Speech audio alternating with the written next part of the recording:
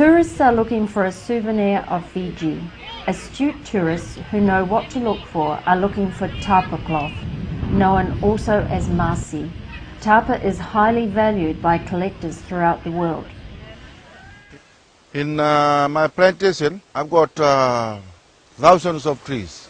So as you can see, this Masi on my back is about 6 months. So this one is not ready to be harvested. But this one is about 8 months. So this one is ready to chop down and take it to the village, to my wife. Using the teeth to bite is the traditional method of removing the bottom part of the bark. The idea is to first strip the bark from the paper mulberry tree with the help of toes. Then the strip is rolled backwards to flatten it. After the strip of bark is unrolled, the very delicate task of separation begins. With a sharp knife, Mary cuts away the tough outer bark to reveal the soft inner bark. This bark is used to produce tapa cloth. Now comes the slow and repetitive part of the process. The inner bark is beaten with a wooden mallet over a wooden anvil, handed down from generation to generation. The constant beating forces the strip to widen, and eventually, with the addition of 3 other strips, Mary ends up with a 60 centimetre wide piece.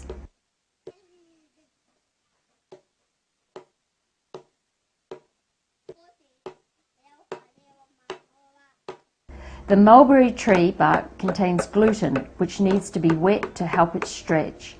Finally, the cloth is cut and put out in the sun to dry. Only 2 colours are used in tapa printing, black and brown. These dyes are derived from natural materials like bark, clay and soot. Fijians could easily use commercial dyes, but the traditional way produces the finest results. The dyes are reflective of the land. In the olden days, we used to cut our stencil from the banana leaves. And what we see from it is you can cut stencil almost every time you do the kesa. But today, we do change over to plastics because it lasts longer and it can stay there for ages.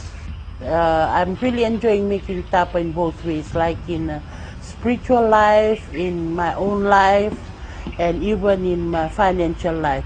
In my career, when I do my printing, it's really helpful to me in financialing of my family, bringing up of my children for their education.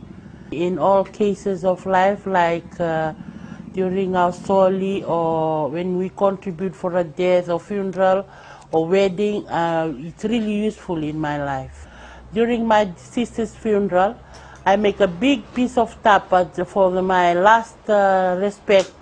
I printed her names, and I'm trying my best to show her that I really, really respect my sister.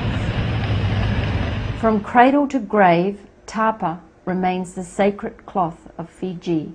I'm making this piece of Masi, this big piece of Masi, to go to the Great Council of Chiefs meeting tomorrow. It's a decoration behind where the president will be sitting tomorrow.